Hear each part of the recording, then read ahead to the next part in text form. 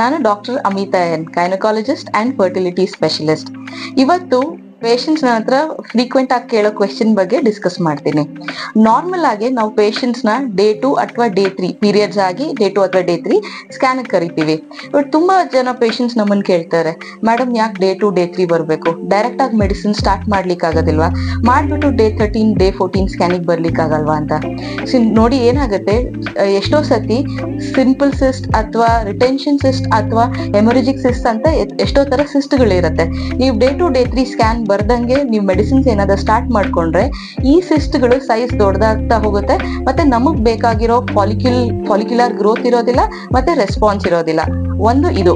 ಎರಡನೇದು, ನಮಗೆ size of the follicles ಗೊತ್ತಾದ್ರೆ ನಾವು ಅದ್ರ ತಕ್ಕಂತೆ ಡೋಸ್ ಅಡ್ಜಸ್ಟ್ ಮಾಡ್ಬೋದು, ಮತ್ತೆ ನೆಕ್ಸ್ಟ್ ಸ್ಕ್ಯಾನ್ ಯಾವಾಗ ಅಂತ ಫಿಕ್ಸ್ ಮಾಡ್ಬೋದು. ಸೊ ಇದೆಲ್ಲ ನೋಡಿದ್ರೆ ಡೇ 2 ಡೇ 3 ಸ್ಕ್ಯಾನ್ ತುಂಬಾ ಇಂಪಾರ್ಟೆಂಟ್. Thank you.